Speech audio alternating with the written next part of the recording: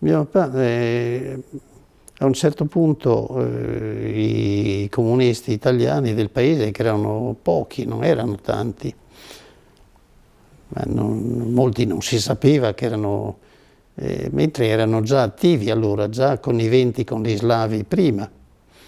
Anche questo qui, 2 episodi con mio papà. C'era questo, potrei dire il nome, mi ricordo il cognome, ma preferisco magari non dirlo, che poi si sapeva chi era. Comunque, questo era in ufficio con mio papà, e a un certo punto le paghe degli operai arrivavano dalla banca di Udine e veniva su un paio di persone della banca, non mi ricordo, Banca del Friuli si chiamava, non mi ricordo, con la valigia portavano i soldi e pagavano gli operai alla fine del mese. A un certo punto era diventato insicuro tutto questi, perché circolavano i partigiani anche a Udine, la notte era in casa loro. E allora mio papà, che era addetto anche al benessere amministrativo, al benessere del personale, si è offerto volontario, dice vabbè vado io a prendere questa cosa. E mi ricordo quando è partito la domenica mattina, io stavo ancora a letto, è partito prestissimo perché da Cave bisognava andare con la corriera fino a Treviso, poi a Tarvisio prendere il treno e andare a Udine. E mi ricordo che lui compiva 38 anni quel giorno, era il 3 di febbraio, compiva 38 anni, quindi lui è del 7, il 44, no? Sì.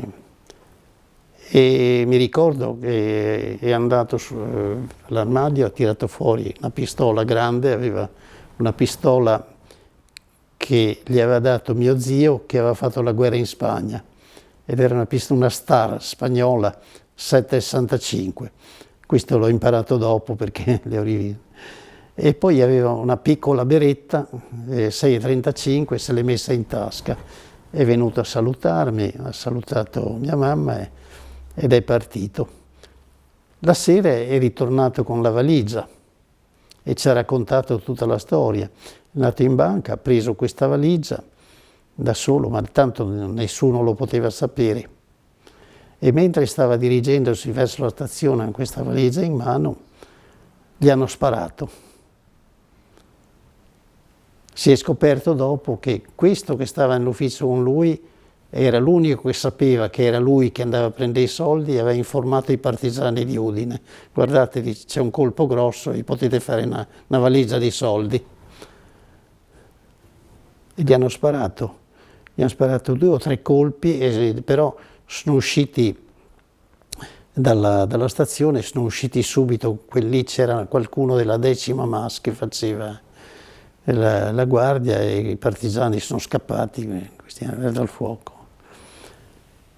È arrivato con la valigia la sera, il direttore ha aperto la valigia, ha preso 1000 lire e ha cercato di dargliele, l'ho dato, no, per questo suo atto e lui le ha rifiutate ovviamente, dice no, ho fatto il mio dovere, io sono addetto al benessere, insomma. Poi ci hanno raccontato le cose gli altri impiegati.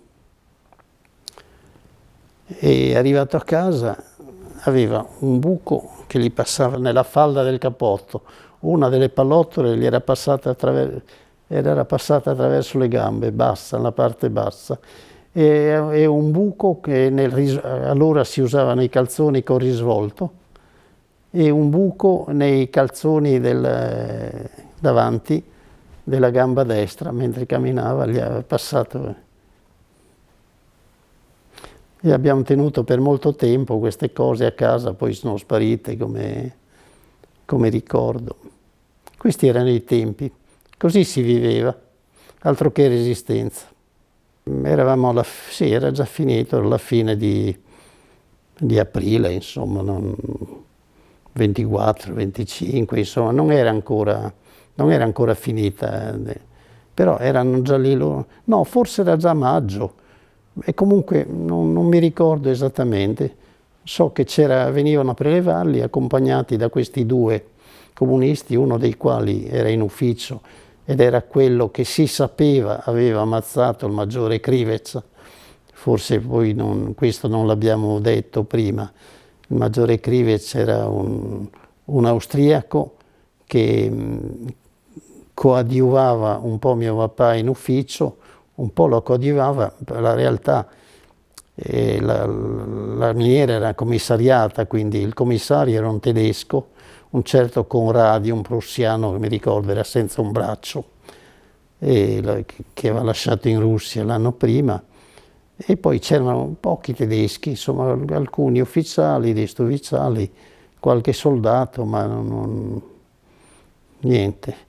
E sono venuti in 2 a prelevarlo, ma giravano tutte le case, erano questi 2 comunisti che avevano però la bustina con la stella rossa, ed erano, poi si è scoperto che c'era anche una maestra della scuola, dove c'era anche mia mamma, che era comunista, e che appena finito tutto, appena arrivati gli slavi e si sono accampati dietro, ha messo la bandiera, loro hanno messo la bandiera slava, no? Con la stella rossa, bianca, rossa e blu, con la stella rossa in mezzo.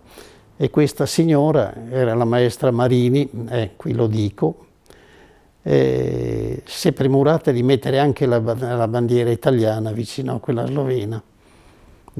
Prima però ha cucito una bella stella rossa nel bianco, in modo che c'erano 2 bandiere, bianca, rossa e blu, bianca, rossa e verde, sorelle, tutte e 2 con la stella rossa. Ecco, questi erano, e sono venuti appunto a cercare mio papà, erano questi 2 che hanno portato questi sloveni, che erano dei militari regolari, accampati lì nel campo vicino al nostro, e hanno visto in casa i pavimenti belli lucidi, e mi ricordo che io e mia mamma li seguivamo, e con mia mamma col fratellino in braccio sempre, e questi avevano riguardo di camminare con gli scarponi su questi pavimenti lucidi. Erano venuti per catturare della gente che poi avrebbero ammazzato, no? Perché ne hanno portati via 40, poi 38 meno 2. Mio papà e il signor Orsalia, mi ricordo ancora il nome, che si è buttato giù dal camion mentre lo stavano portando verso il passo del Predil. È finito fra i cespugli con una gamba rotta e è stato recuperato la sera poi dagli italiani. E quindi questi avevano come riguardo nel camminare, camminavano in punta di piedi, cercavano di camminare ai margini delle stanze, cercavano dappertutto questo mio papà. Mentre i 2 partigiani italiani che li avevano accompagnati cosa facevano? Rovistavano dentro gli armadi, a un certo punto hanno visto una bella pelliccia di opossum, se la sono presa, l'hanno portata via sul braccio, come nulla fosse, insomma. Ecco, mio papà però è riuscito, quando li ha visti che arrivavano dal sentiero, aveva 2 porte in questa casa, una da un sentiero in arrivo e una era un sentiero in uscita, che poi andavano verso il paese. La casa era ai margini del paese, su una collinetta. E è scappato fuori, e con mia mamma che teneva in braccio Giorgio, il mio fratellino, che era appena nato, era nato in febbraio. E stavamo a guardare, e lui che correva, dice sì, ce la fa, quando invece da un cespuglio sono usciti dei partigiani slavi con il mitra puntato e l'hanno fermato mio papà. E lui parlava sloveno benissimo, perché aveva fatto durante l'occupazione austriaca, la prima guerra mondiale, era stato deportato con tutta la famiglia a Lubiana, quindi aveva fatto le scuole elementari, diciamo, a Lubiana. Parlava sloveno tranquillamente, e questi l'hanno lasciato andare. Poi più tardi ci ha spiegato, dico, ma cosa gli hai detto? E gli ho detto, devo correre, sto correndo perché sto correndo al vostro comando che mi hanno fatto chiamare. E allora sono stati lì a discutere, hanno verificato, e poi hanno preso le armi, evidentemente non gli hanno creduto. Però mia mamma dice, guarda che sta correndo di nuovo. e si è buttato giù nella scarpata che c'era vicino al sentiero, si è rotolato in mezzo alla strada e delle camionette inglesi che stavano arrivando in quel momento, evidentemente erano le prime, lui le aveva viste con la coda nell'occhio, hanno visto la scena e l'hanno tirato su, era finito quasi sotto le ruote, l'hanno portato a Tarvisio, poi in prigione e abbiamo scoperto dopo che non erano veri inglesi ma erano diciamo le prime avanguardie del battaglione ebraico che faceva servizio per gli inglesi. Noi li chiamavamo i palestinesi, ma in realtà non erano palestinesi, erano ebrei. E questa è la storia. È tornato dopo un mese e mezzo, dimagrito moltissimo. La prima cosa che ha fatto, mi ha visto scalzo, perché ci avevano portato via tutto ormai, no? Cioè, stavano buttando fuori da casa, ci hanno buttato i mobili fuori anche. E dice, le scarpe, vedi che gli zoccoli non ce l'ho. Allora ha fatto la pianta con una tavola, si è tolto la cinghia, avevamo il seghetto, noi, il traforo, si è tolto la cinghia, mi ricordo adesso, vedi, mi viene in mente adesso questo gesto, si è tolto la cinghia e ha fatto i passanti per un paio di zoccoli per il figlioletto, così ho avuto finalmente gli zoccoli anch'io.